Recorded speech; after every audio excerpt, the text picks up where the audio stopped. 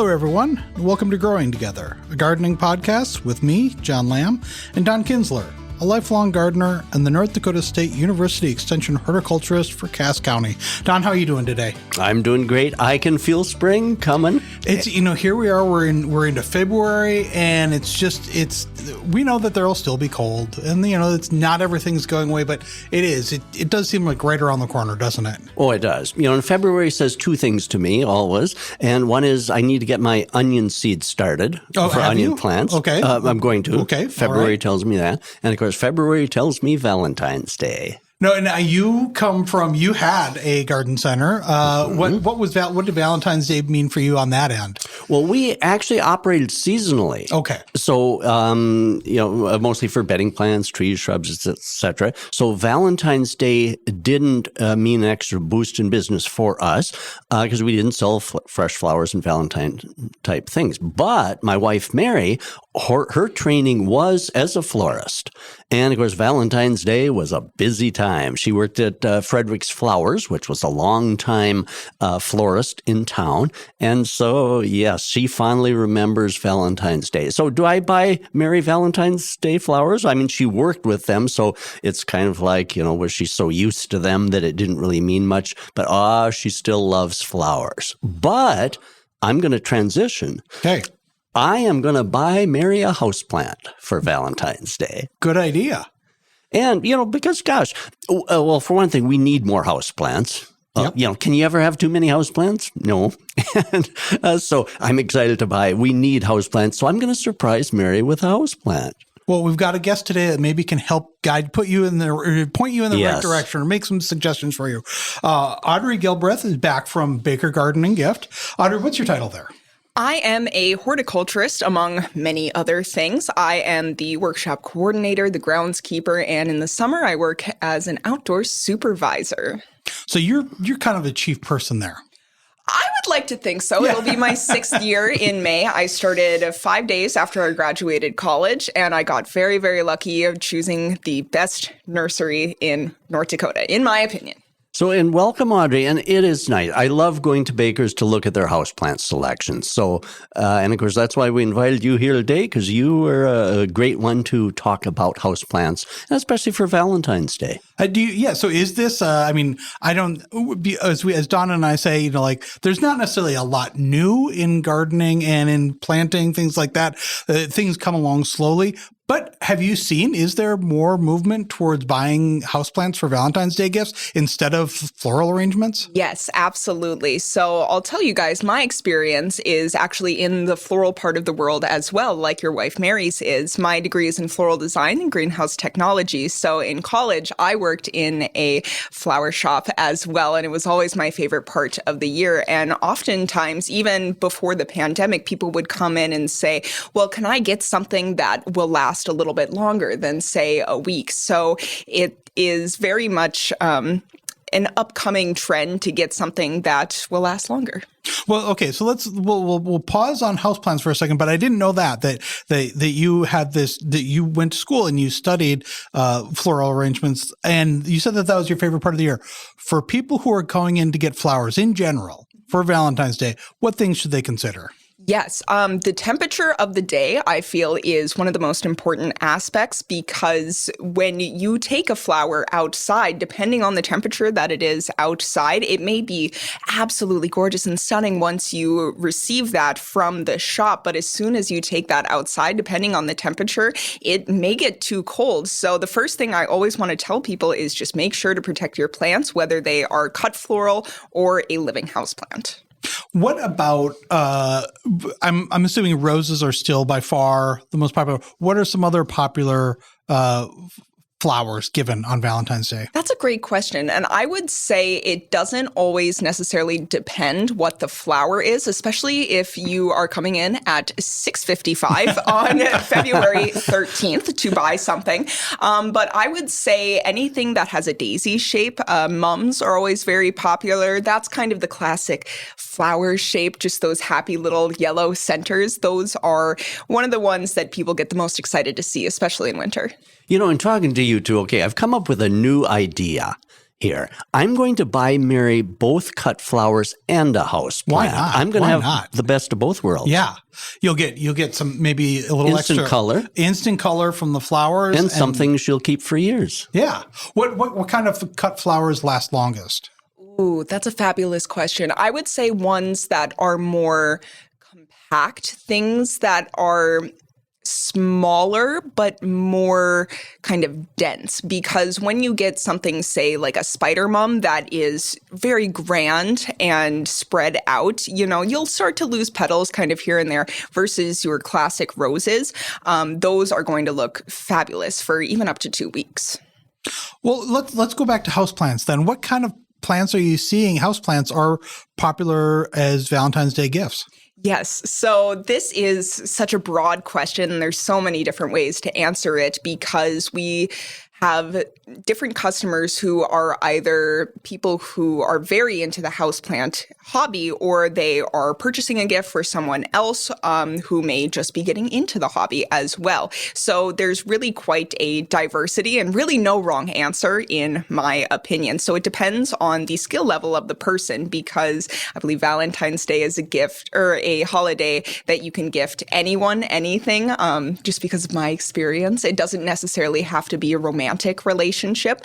So it's just really a day to spread joy. So if you are giving someone a houseplant and it may be something that is very new to them, my first recommendation is always a pothos, because that's one, it's going to be a weed. That is a great first houseplant to give anyone.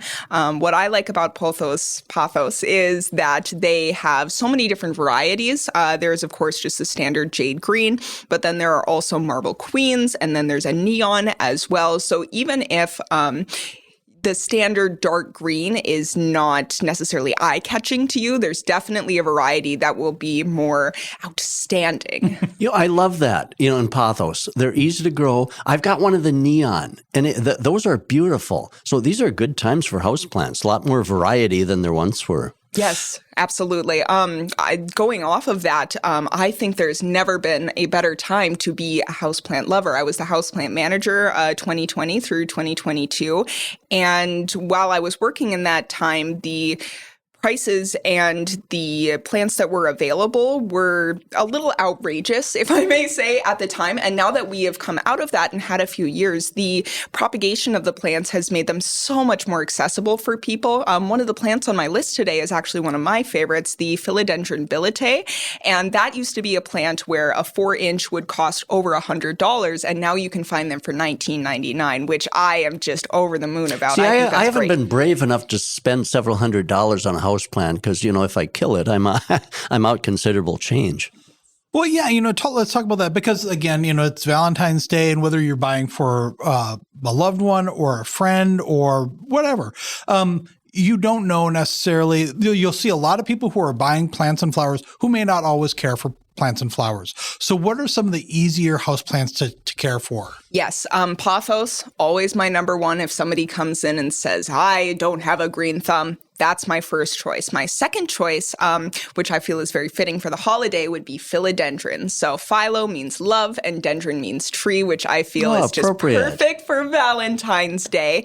And there is such a diversity in the philodendron available, the vining and the bush types. So philodendron have quite a bit of diversity, specifically when it comes to the heteroecium, hederaceae, however you pronounce it. There are ones that are actually in that heart shape. So there are the standard green varieties, there are variegated, neon once again, but then there are also the micans, which are a very soft, velvety leaf. And I think that one is fabulous for someone who is of any skill level. So philodendron is always my answer. Wait, if someone were to come up to you, you're working in the shop there, and someone were to come up to you and say, I want to give somebody a plant.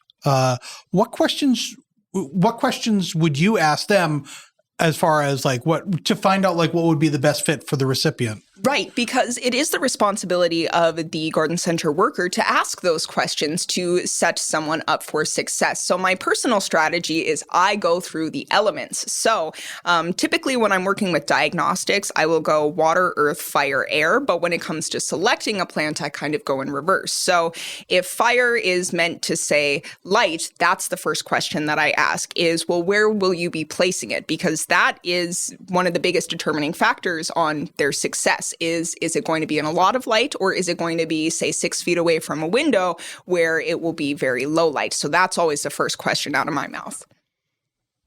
Yeah, and then I suppose also space. It's interesting. You mentioned philodendron. Some of the different varieties of philodendron can be quite large, can't they? And so I suppose space, too, the eventual size of that plant, whether they've got a big sunroom and don't mind if a plant will get 8 to 10 feet tall and fill that sunroom, or if they've got a smaller location, too. So there's houseplants for everyone, aren't there? Low light, high light, yes, low absolutely. space, large space. You talked about pothos would be something to recommend for somebody who may not have a lot of experience. What about if someone were to come in and they were very experienced, but they just didn't know?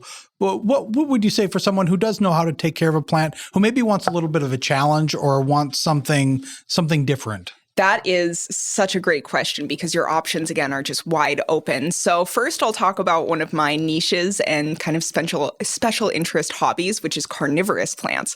I think they are something that people are very fascinated by. They want to learn more about, but it's something that people feel they can't always take care of in their home. So if somebody is looking for the next challenge, that's where I direct them personally. As long as you're using distilled water, I really recommend a grow light as well. And then some of the plants, like the Venus flytrap, actually require a dormancy period. So if you're able to kind of set them up for success in that area, that's where I will direct people to, hopefully to get them into this new part of the hobby and for just a little bit of pest control as well. When my boys were small, we bought them Venus fly traps. But I had difficulty keeping them alive. My ears perked up when you said distilled water.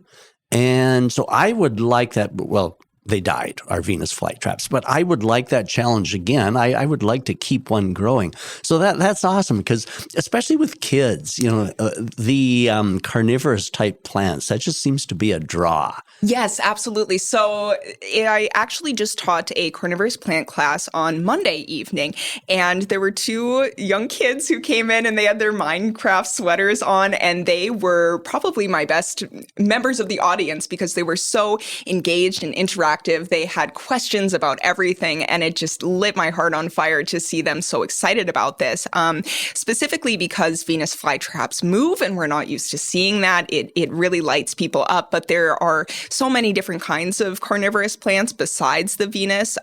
My personal favorite is the sundew. The Cape sundew specifically is a very, very easy plant to grow and can even be considered a weed in some collections. And I think that is a great place to start for anybody who's interested. Because I can see where they're an attraction for kids. I can see, though, why some of these require a skill level, like you mentioned, because, obviously we didn't probably care for our Venus flytrap and give it quite the attention that maybe that it should have had. Well, then it died right. As a result.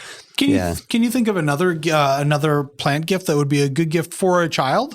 Like, for parents, because if they just kind of wanted to encourage that, and, again, as a plant, is it great for the whole family?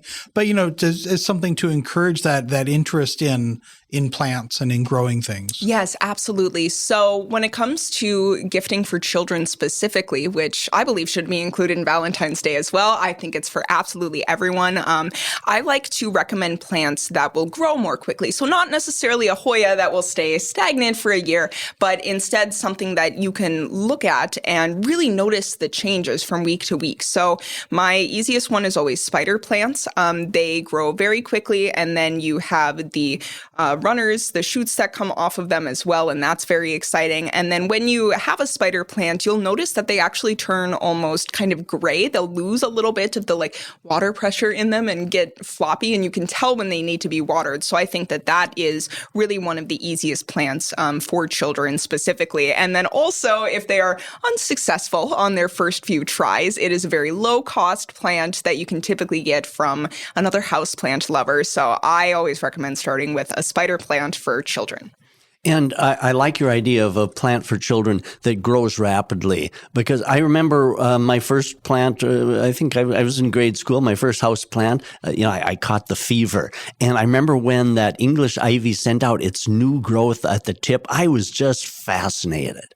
And so, fast growing plants for kids, and it's interesting. Of course, kids, we always gave our kids Valentines, maybe instead of a whole bunch of candy, for a kid that maybe has the spark and plant for house plants, in addition to some Valentine candy. Yeah, yes, maybe exactly. put the candy in the plant. Yeah, a little bit of both. All right, let's take a quick little break. When we come back, more with houseplants for Valentine's Day.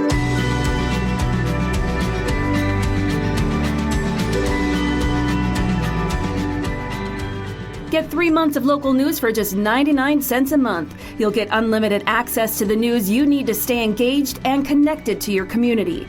Visit inforum.com/subscribe now to get 3 months of local news for only 99 cents a month.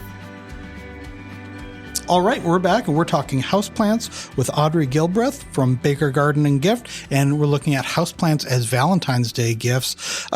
What are some flowering type houseplants that can be gifted? Because we were talking earlier, Dawn, you'd said maybe you get Mary some flowers, but then also a houseplant. But is there something that combines the two in a way? Yes, the best of both worlds. So flowering is one of the plant's goals for many of them. So there are quite a few different options that I feel can be very successful in a home. My personal favorite, although it's not an outstanding flower, maybe the way that we think of it, is a peace lily. I find that those are the most reliable bloomers in my home, and typically they flower for a long period of time once they reach maturity, and they will really keep the gift that keeps on giving. Yeah, beautiful. So to say. They've got that beautiful white, kind of a somewhat lily shaped. Yeah. Yeah, the spade beautiful. and the spadix Yes. of it. What I like about those is, sometimes when people think peace lilies, they think of, the funeral flower. But Right. there are some other varieties. There is a variegated peace lily, and then there's actually a rather new one that's called the silver spathiphyllum, which has these gorgeous leaves on them. It's a little bit more of a rare plant to find, but it kind of reminds me of an aglaonema, where it is just very easy, but it's got a little bit of a different color to it. So peace lily is the first one that I would recommend.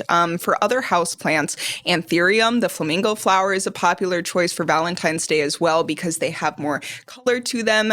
Red, orange, pink, purple, really quite a range there. Typically, those flowers will last even up to a month, so they can be quite nice for the holiday. And then Dawn and I actually yesterday were just talking about orchids, and Phalaenopsis orchids in particular. They are something that might be a little bit more intimidating to people, especially when the tags on them say to water with ice cubes, which I maybe would not always recommend, but it seems That to work seems for some awfully people. chilly for a tropical plant I would have to agree. to stick an ice cube on it. Is the idea there that it's just a slow, gradual? I believe it's that the amount is controlled so that people don't overwater it because it's an epiphytic plant. It lives up in the trees, so you wouldn't want to necessarily drown it. But with orchids, we at Baker just received a shipment last week, and we have these fabulous dendrobium orchids. And every time we are walking past them, they smell so incredible. And so I think an orchid is a really, really good gift as well. And then two others that you'll see very, very commonly are the African violet, which to my understanding has a culture surrounding gift giving. I was told by my grandparents at least never to buy an African violet. That's something that should be given. I don't know if that's just superstition. Oh, that's interesting. Yeah, I like that. I've not heard that. I like that too. Especially as a housewarming gift. You're not supposed to buy them. You're supposed to gift them. So I feel like that's very appropriate. And then one other one is the cyclamen, which is another gorgeous, very vibrant plant. The thing about these is that they're more similar to almost a tulip care inside your home, kind of like a spring bulb. So as long as you have the understanding that they may not last forever or you'll need to put them into dormancy, those can make for an excellent gift as well. Just that idea of lasting forever. Maybe things don't last forever, but if you wanted to give a plant as something that could be that would last for a while, because that's the thing that we love about plants is not only like the color, but we like the interaction, the caring for them, having them around. If you were to give something that you thought could last for maybe even a generation or two to be passed on, what would you recommend?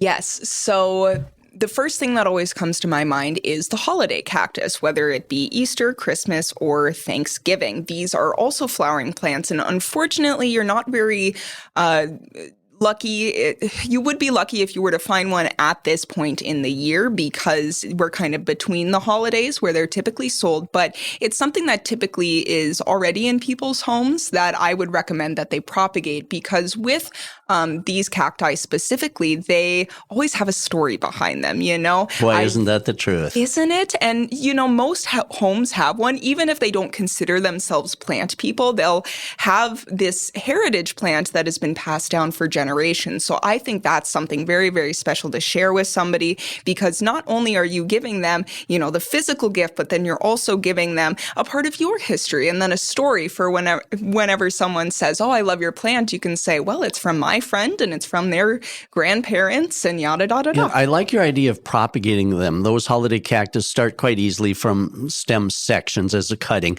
And, when you take a cutting from a plant, it is the plant. So a cutting from great grandmother's Christmas cactus is her cactus. It's part of it. It's like if we could clone you, John, it would actually be you.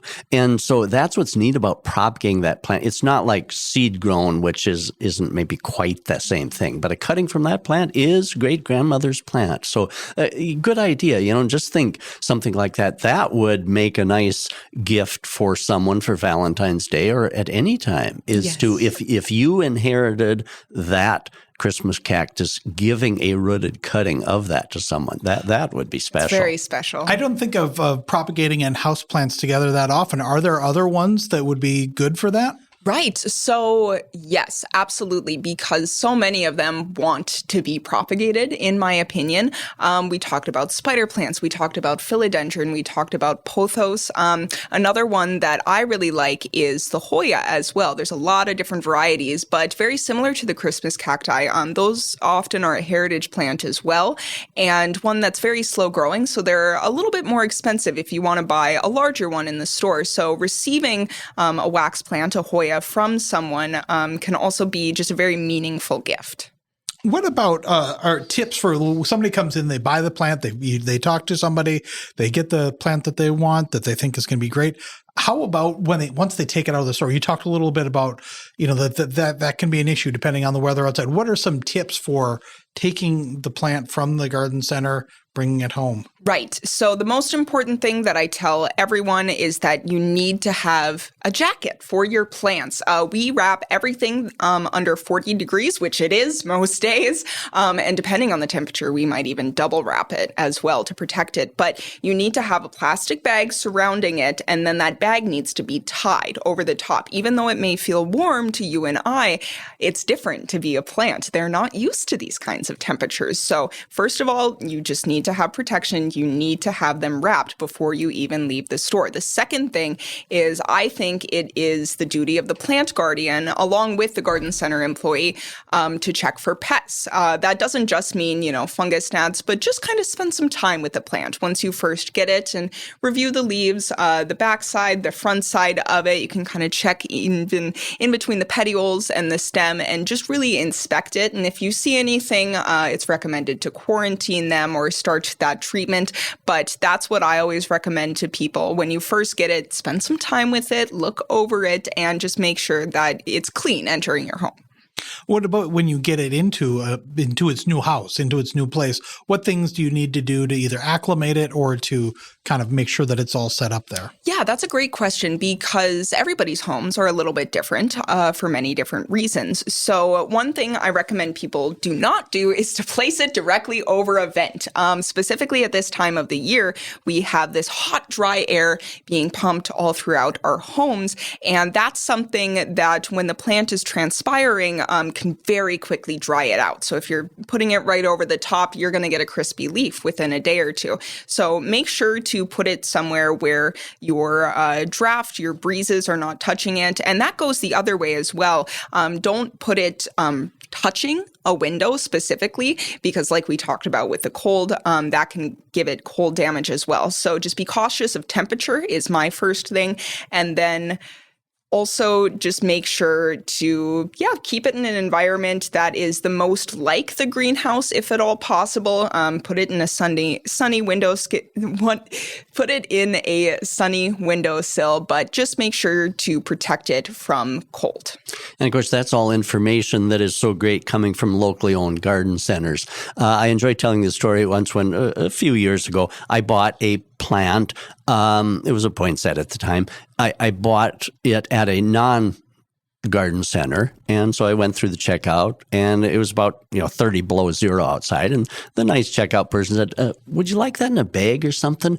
And I said, well, that would be wonderful. Let's wrap it up in a bag. So I appreciate that locally owned garden centers take such good care of us with that information you described. Yes, and I will say it is optional. We have had customers request to go outside without a bag, and we try desperately to recommend against that, but it is their choice, and we give them all the information needed, but we do our best to take care of the plants even after they have left the property. Great. If somebody seems to be a little bit unsure about, like the plant that they get and the care for it, are there things that are kind of add-ons or things that you would suggest for like fertilizer or things that would go well with your new plant that you could get as kind of supplemental gifts for Valentine's Day? Yeah, absolutely. There's lots in the world of houseplant accessories. I always recommend a nice pot. Whenever you are uppotting a plant, it's recommended for tropicals to go about 2 inches larger. So if you're buying a 4-inch, you go up to 6 to 8, 8 to 10. So if you're getting this plant for someone, it's not expected that you repot it for them, but maybe you're just also getting, a nice pink or a red pot to remind them of the holiday. So getting a pot is my favorite thing. Make sure to have drainage in that pot. We always want a hole, and then a saucer that comes along with that as well. But there's one particular product that I really enjoy. It's called Fantastic Foliage. They're a brand of wipes or even a concentrate. It's a 3-in-1 with, I believe, neem oil and then peppermint oil and maybe castor oil. And what it does is it protects the plant from any possible pest, but it also is really, really nice to clean the leaves, kind of spending that time together with the plant like I was talking about. So is that in a wipe form or a spray? Or it's in both, actually. They sell it as a concentrate with a spray bottle, but my preferred form is actually the wipes themselves, and they smell really, really good. And they're nice to spend time with your plants for plant maintenance because, they'll get a little film of dust over them. So every couple of months, it's nice just to wipe everybody down and give them this fresh shine. I recommend plant wipes over leaf shine myself. I was warned by actually my floral instructor in college that sometimes with just leaf shine, it can actually kind of close over the stomata of the plant and make it more difficult for it to transpire and basically breathe. Sure, it can clog up the pores if you choose the wrong product. And I appreciate that you mentioned the saucers. When someone gives me a house plant, then of course I need to look for a saucer. I love it if it comes with a saucer because then I'm ready to go. Yes, that's always the thing that's running out first in my home. Like, I can bring home a new plant, but where am I going to put it? The space is always the concern, but especially if I'm putting it, say, on my nice wooden table, I think that my roommate would appreciate me having a saucer underneath that. So that is one of the essentials, I would say, for gifting a plant. Well, I love that idea, too, that if you're going to give a plant, maybe it's a plant that isn't flowering now or won't be flowering maybe for a little bit. But if you put it you can personalize it by putting it in a pot that maybe reflect that person that you're going to give it to, pick out their favorite color or a design that you think that they may like. It's another way to kind of make that gift extra special. Yeah, very personalized because there's so many different pots. Oh, they're so cute. It can be just as fun as purchasing a plant itself. There is really something for everyone. I personally am really a fan of ceramic pots because they're just so glossy and colorful. But even a terracotta can be a really nice add-on gift for someone. All right, let's take another quick break. When we come back, more with houseplants.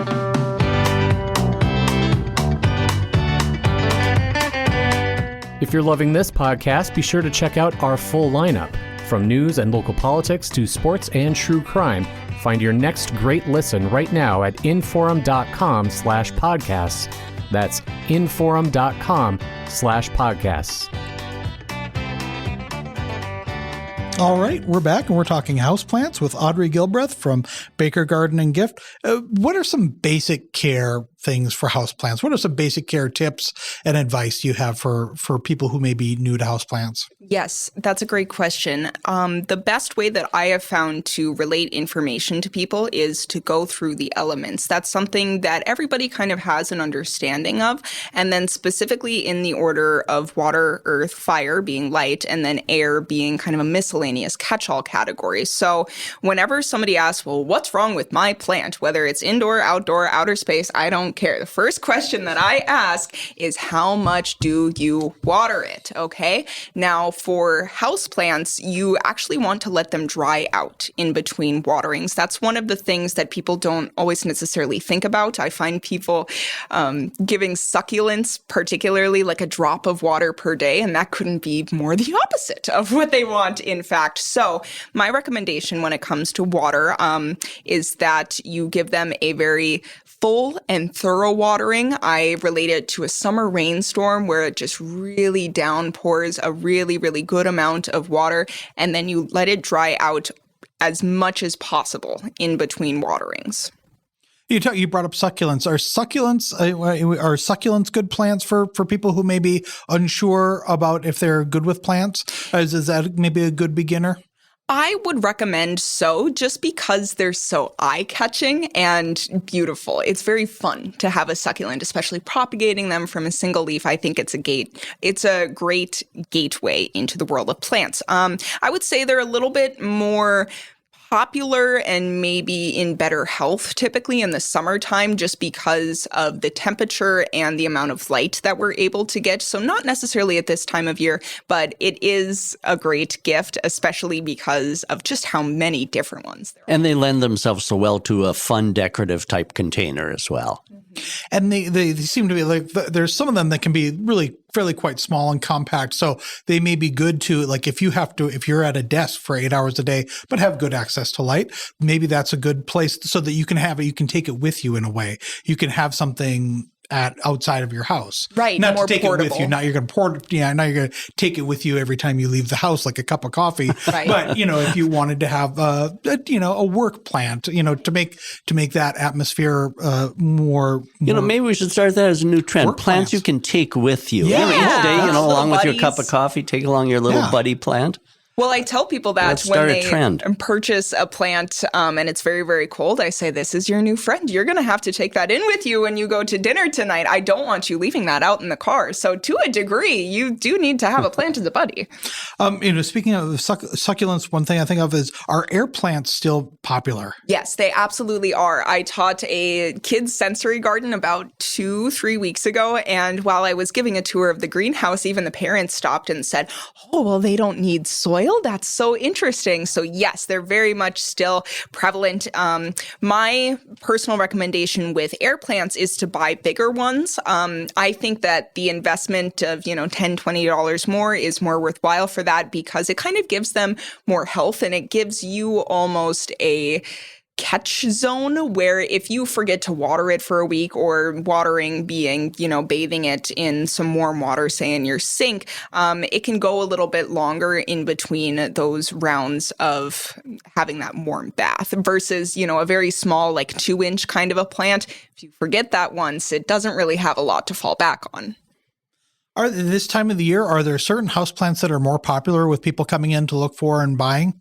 I would say absolutely. The flowering plants, as we spoke of earlier, anthuriums, peace-lily, anything with that kind of eye catch to it. But then also one of my favorite varieties that I feel like is not talked about enough is Aglaonema, the Chinese evergreen. So specifically, there are some varieties. There is the pink diamond and the Siam, and there's even even one called Valentine, in fact, that have these really bright pink and red leaves, and they are just absolutely gorgeous. They're almost as pretty as a flower themselves. And so anything with that kind of color is definitely going to be something that people gravitate towards.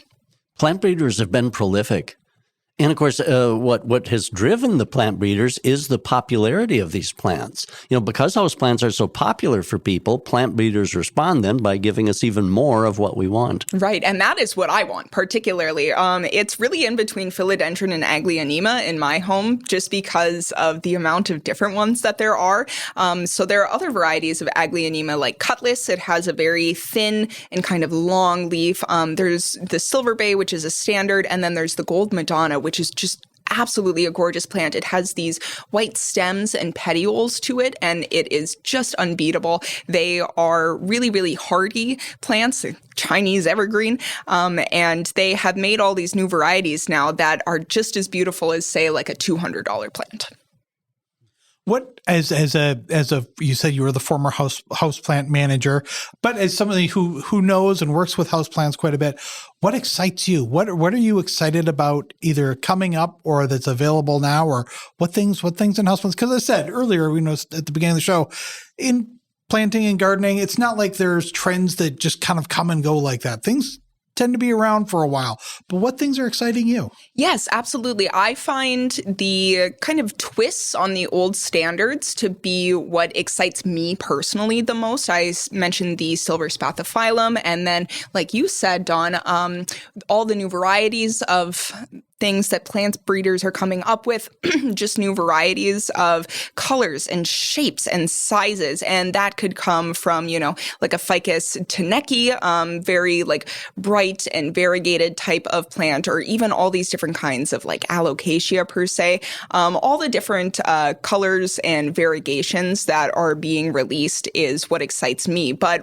for a homeowner or for somebody who is into houseplants, I have to mention Costa Farms. So I remember back in about 2020, I heard through the grapevine a myth, a whisper of like, well, they're working on releasing the Thai constellation. And now we are seeing those hitting the floor, and they hit the floor and then they leave rather quickly in big box stores, with the Thai constellation and the Pink Princess, $25 plants in about 4 or I believe 6-inch pots. They come in a gorgeous white pot, usually very, very healthy, like stock of these plants that used to be very rare, but now they are available. Describe those for us a little. Yes. So the Pink Princess is one, and she is pretty much how she sounds. She has pink variegation on it, and they can either be large blotches or some kind of smaller speckling on there as well. Each leaf is individual and different, and that's one that has been very highly coveted. I think everybody is familiar with the name Pink Princess, the PPP, Pink Princess Philodendron,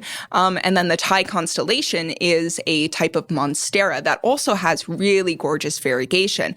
Those have been something that was very, very expensive for a long time, and now we are seeing them under $100 available in 4, 6, and I actually have one in my home that I got for $75. That's a 10-inch plant. It's very large, it's very mature, and it is just absolutely stunning. And now Costa Farms is one of the largest houseplant producers and innovators, right? Are they located in Florida? Is that where their farms are? Yes, or? I believe actually last year on the TPI, the Tropical Plant International Expo, they were on the tour list there specifically. I don't know if it was their headquarters, but yes, I know that they have production facilities based out of Florida. Sure. That's interesting. It'd be fun to go and tour, one of these places like that where they're just mass producing all these houseplants that eventually end up in our homes. Yeah, I did. I was able to tour, I believe, in 2022. I had gone down for TPI myself, and just to be able to see a tropical production greenhouse, it's very different than what we do here for annuals and all the benches are spread out. And instead they're hanging from the ceiling and they're growing on the floor. store, and it's just thick with all of these different colors of leaves and stems and petioles, and it's really just a mind-boggling experience. And of course, much easier to mass produce tropical houseplants in Florida than to mass produce tropical houseplants in Fargo, North Dakota. Yes, in a tropical environment, that helps out very, very much versus having to keep a greenhouse sealed and heated for 4 to 6 months out of the year.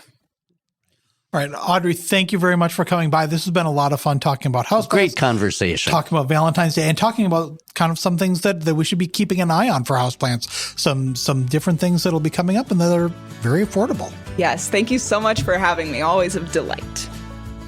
I host events at Baker Garden and Gift on Tuesdays and Thursdays throughout the kind of slower winter seasons. The one that I am most particularly excited about is we have had Bonsai Club for 3-ish years now. We are North Dakota's only bonsai club, according to Bonsai Empire. And if I'm wrong, I would love to hear of other bonsai clubs that are in North Dakota. I would love to make that connection. But for now, we're the only one. So we host Bonsai Club for free or for a $40 ticket if you would like to make, or you're also welcome to bring in your own plants.